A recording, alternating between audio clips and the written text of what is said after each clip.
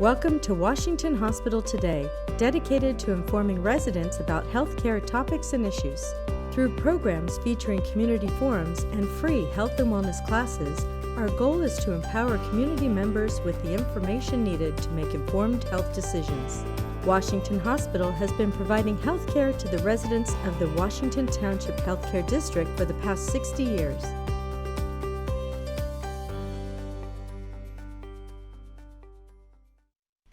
Hello, welcome to today's presentation, Beach and Water Safety, presented by Dr. Stephen Zonner with Washington Township Medical Foundation and Taryn Pruthi with the Arune Foundation. First, we will begin with a special message from Taryn Pruthi of the Arune Foundation.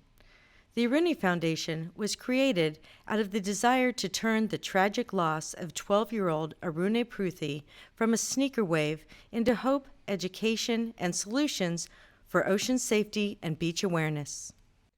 Hello everyone.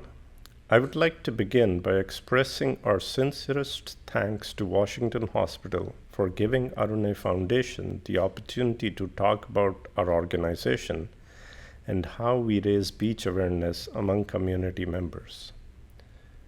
Arune was our 12-year-old son who was playing by the beach with his friends and family on the fateful warm day of January 18, 2021, when a sneaker wave carried him out to the sea. Despite extensive search and recovery efforts, he was never found. After this fateful day, we found that for much of the West Coast, sneaker waves kill more people than all other weather hazards combined. Yet these statistics are not properly tracked and reported. The beaches of the northern coast of California, Oregon, and Washington, with their steep and rugged tree-lined coasts and cold ocean temperatures, are some of the most dangerous in the world, next to the coast of Iceland. We felt that with proper awareness and adequate warnings, these incidents can be avoided. We started Arune Foundation in June 2021 to try to fill this gap. Arune Foundation's vision is to raise awareness about beach hazards and to improve beach safety.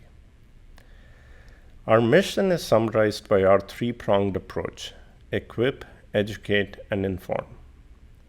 On the equip front, our goal is to equip every public beach with rescue equipment so that family members or bystanders do not go into the waters unguarded to rescue their loved ones or a fellow beachgoer. On the educate front, we want to introduce young minds to the ocean environment, including recognition of rip currents, sneaker waves, and other beach hazards. We want to collaborate with schools and experts to create educational materials on ocean and beach safety to address this knowledge gap. On the inform front, our goal is to ensure people have the information they need to stay safe on beaches, coastal areas, and surf zones to make sure that they're aware of important beach and ocean conditions via weather alerts, dynamic flag systems, and social media.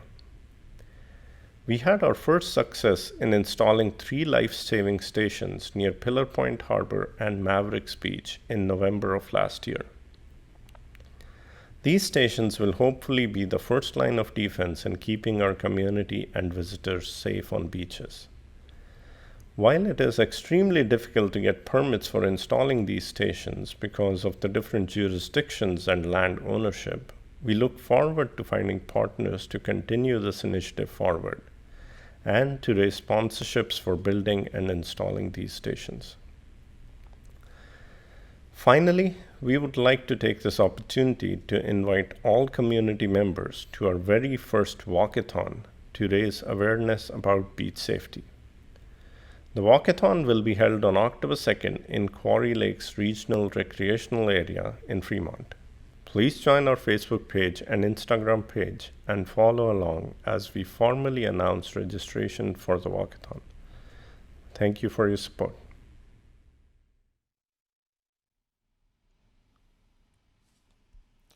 Thank you, Taryn, for sharing this important message. And now I would like to introduce Dr. Stephen Zonner, family and sports medicine specialist with Washington Township Medical Foundation. Dr. Stephen Zonner is board certified by the American Osteopathic Board of Family Practice and has over 30 years' experience in the fields of primary care, occupational, and sports medicine. Dr. Zonner is also an expert on concussions. In his family medicine practice, Dr. Zonner promotes physical fitness to prevent disease and assists his patients to make educated decisions with regard to their health care. Please welcome Dr. Zonner. Thank you. Well, today is a really great day to be talking about beach and water safety because as we speak now, we are right in the middle of summer, July 15th. So what better subject than to talk about beach and water safety? In this topic, there will be many subjects we will talk about, from ocean to lake and beach and pool and river water safety. I'd like to start off first by talking about one of the most important topics, especially with regards to the Runai Foundation, and it's called the sneaker wave. And this first slide will give you a quick, about a 3-minute segment here to show you what a sneaker wave looks like. I think you'll find it very interesting and enlightening.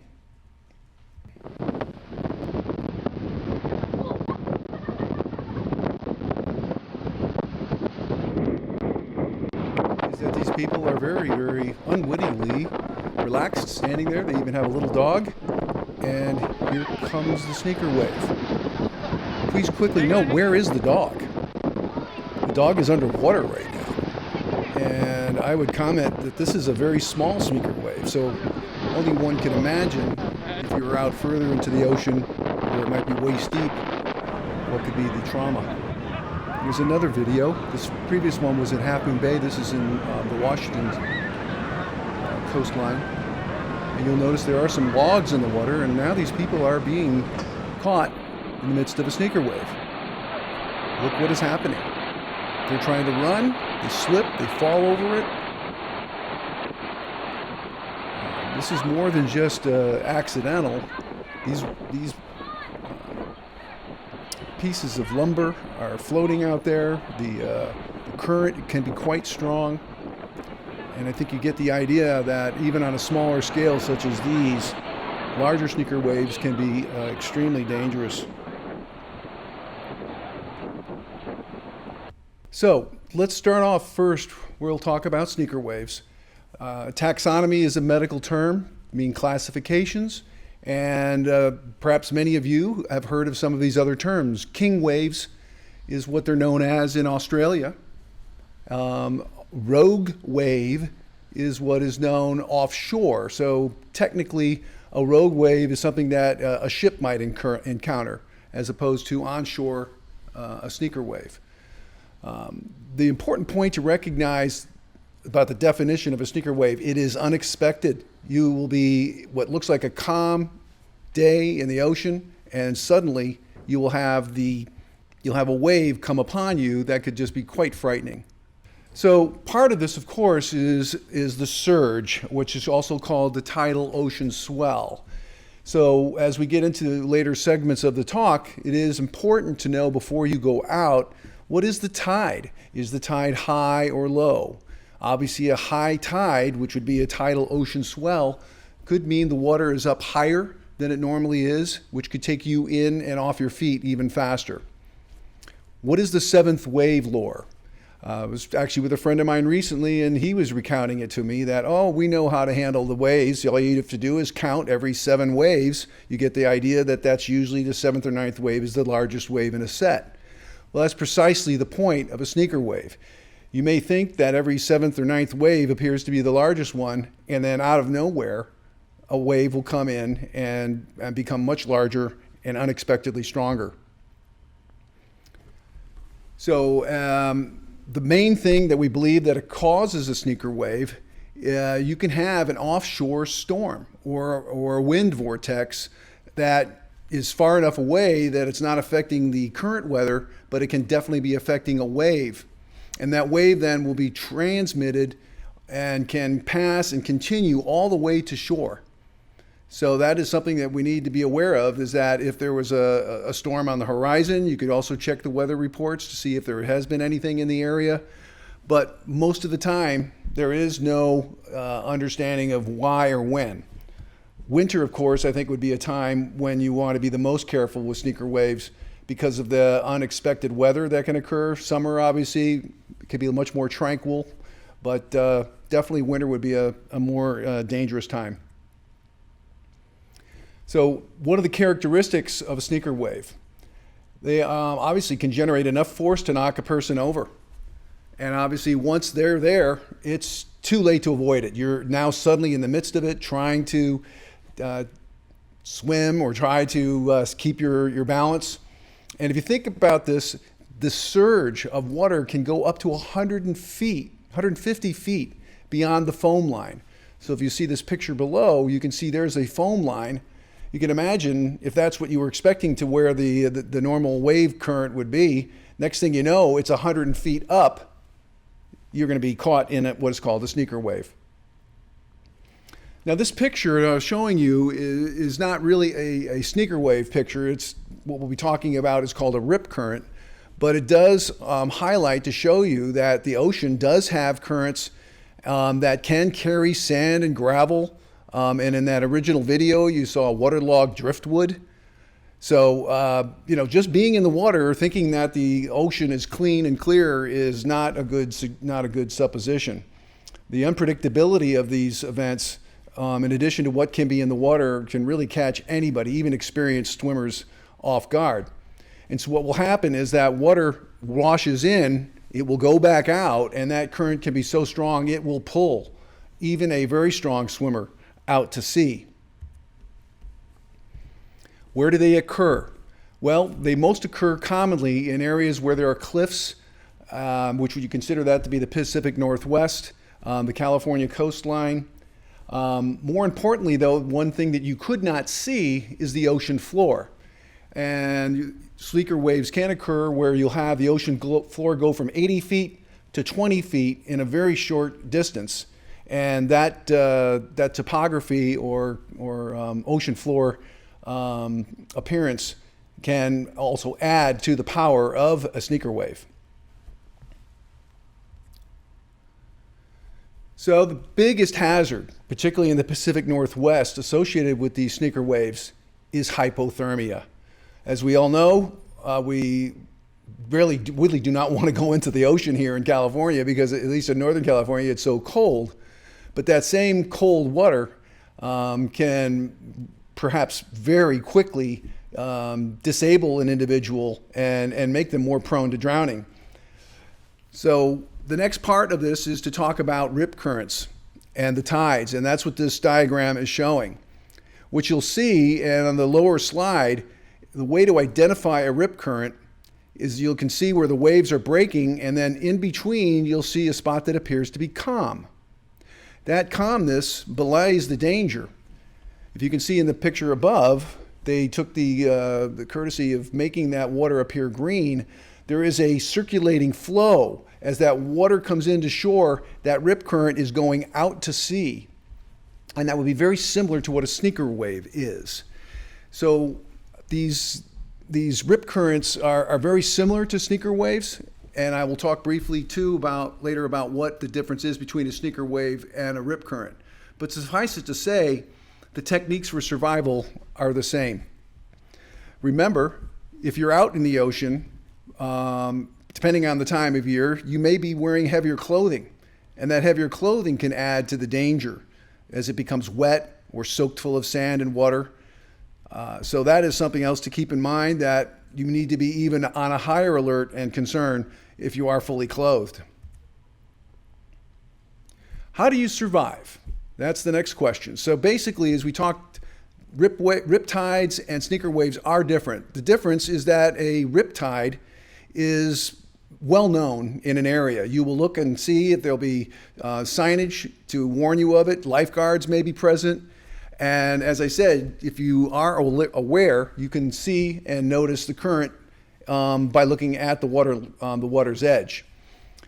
Same thing as would occur in a sneaker wave. As the riptide is pulling you out, the most important thing is to not fight the current. You should try to float on your back. It may be difficult because that water is so cold, but if you exude or expend too much energy in those initial seconds and minutes because you're panicked, you'll waste a lot of important energy, and that could in fact increase your chances of drowning. Once you are being pulled back out and you can relax and float, you'll feel yourself eventually slow down. And at that point in time, you can stick your head up and look, and on either side of a rip current, you will then swim towards where there appears to be waves. It seems to be, again, counterintuitive, but if you're in the area where there is no waves, that means that the current is going out to sea, and then if you swim to either side of the rip current or the sneaker wave, you can then catch a wave, so to speak, and be able to swim closer to shore. I'm going to show you a video right now about how to survive the rip current. A rip current is a narrow, fast-moving channel of water that starts near the beach and extends offshore through the line of breaking waves. If you do get caught in a rip current, the best thing you can do is stay calm. It's not going to pull you underwater, it's just going to pull you away from shore. Call and wave for help. You want to float, and you don't want to swim back to shore against the rip current because it'll just tire you out. You want to swim out of the rip, parallel to shore along the beach, and then follow breaking waves back to shore at an angle. It seems simple, but again, to reiterate, the most important part of surviving a rip current or a sneaker wave is to first not panic, float on your back, get your bearings, and once you feel like the wave and the current that's taking you out has slowed down, then you'll be in a position where you can now decide, okay, which direction do you want to go in and swim closer to shore. These currents, riptides and sneaker waves, can take you quite a ways out. The important thing is to not panic. If you can float on your back, many times you can float for quite a long time and save your energy, and people will find you and be able to rescue you. So the other thing, if you have the wherewithal to think about it, and once you've got your bearings, if you do have shoes on or heavier clothing, it's a hard thing to think about doing, especially if the water is cold, but you want to remove that clothing. It sounds crazy, but it's going to drag you down. Next, what would you do if you saw this occurring? If you saw another individual get swept out to sea by a rip current or a sneaker wave? First thing is to not jump into the water with them. That's the most dangerous way of increasing the chances of the same thing happening to you. So the first thing to do would be to, if you're with somebody else, have them call 911, activate the emergency medical system. 2, if you can find a tethered object of some kind. Obviously, optimally would be a life preserver with a rope on it, but you would not want to venture into the water unless you had some way of tethering yourself to protect yourself from being swept out. Remember, even the best and strongest swimmers can succumb to these horrible situations. So as we said in the beginning, the most important way to avoid danger at the ocean is to be aware of that local weather, the surf and the tide conditions, the forecasts. I know many of us, myself included, many times we throw caution to the wind and we don't think about it. But now that I'm aware of this situation that happened to Arunai, we are very, very concerned about any of this ever happening again to anybody else. So be aware of this, know the local weather, surf, tide conditions, look for signs at the beach. If you see a sign that says there's a rip current, hopefully now you're aware of what to do and stay away from that particular region. Another strategy that people have used is to, when you get to the beach, set your position farther back than you normally would think. Think about that for a minute. Put it down and then get a feel for where the ocean is in relationship to your position. I would not just run right out and put yourself closest to the ocean until you know what appears to be the tide line. You'll hear this many times, but never turn your back on the ocean. Well, of course, we all do at times, but the most important thing to remember is that it's that moment when you're not looking that sneaker wave or that very strong wave can hit you and knock you off your feet and cause problems. Here are some links and resources that you're free to use.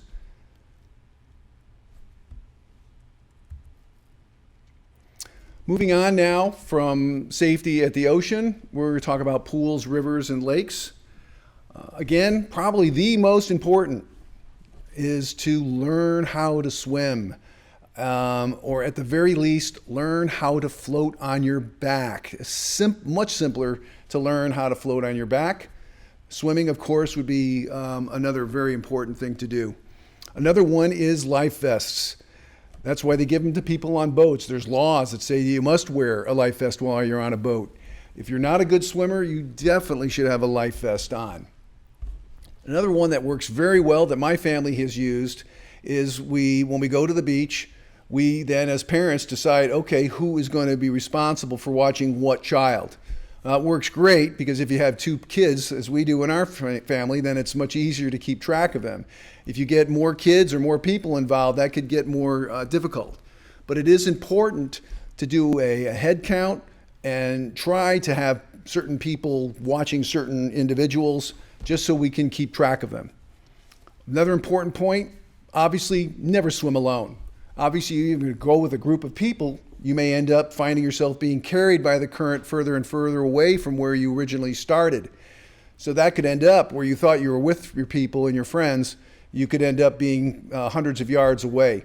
So keep your position, know where you are on the beach. If you do go in the water, that would be the ocean. But in the pools and rivers and lakes, obviously the danger is just the water itself. Another important point that kids tend to forget, and that's why the adults have to be careful of, is watching and see if your child is tired, or if they've been out in the sun too long, or if they're starting to look chilly. That's the time that you'd say, time out, let's everybody out of the pool, everybody out of the water at the beach, and let's take a rest and warm up. That would be a very important thing to prevent any potential for drowning. I'll take any questions right now. I appreciate the opportunity to speak on this very important subject, and thank you. Thank you, Dr. Zonner.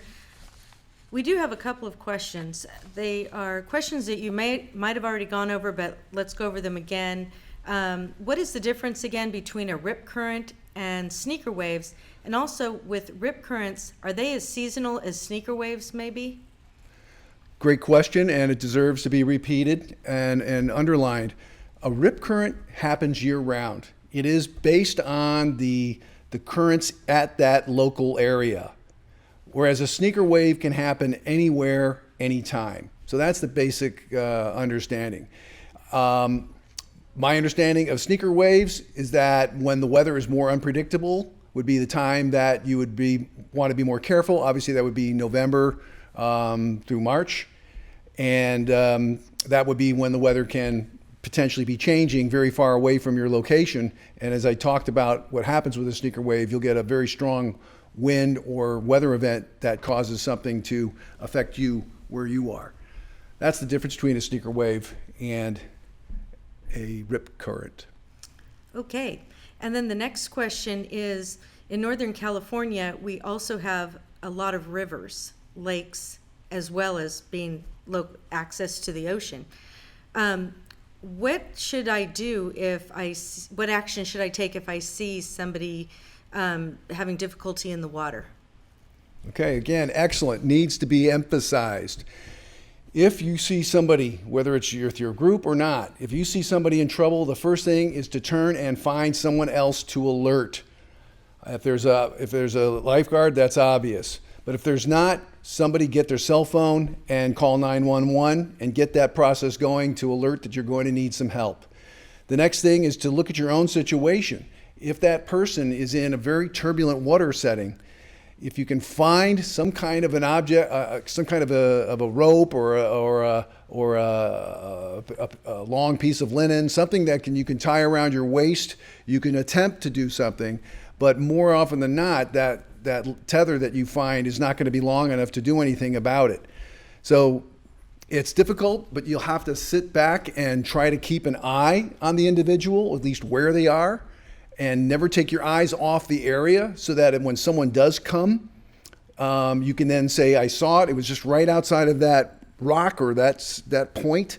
Was the last time we saw them. You'd be amazed. If you turn your head away from where you were looking, you may not be able to remember exactly where that person was at that time. So it's always very important to make a mental image of the area that that person disappeared at and be able to recount that to the individuals that come to help save the person. But if you go into the water, you're very much taking your life in your own hands. I had a medical school colleague of mine drown in that very same manner in a river. He went in to save his son, and his son survived and he died. And that sticks in my mind right now as I give this talk to Jordan McLean. Thank you for sharing that, Dr. Zonner. And this does conclude our presentation. And we want to thank you, Dr. Zonner, again for this insightful safety presentation. It's valuable information. And thank you to our viewers for tuning in today. This entire broadcast of today's presentation will be available on our Facebook page and YouTube.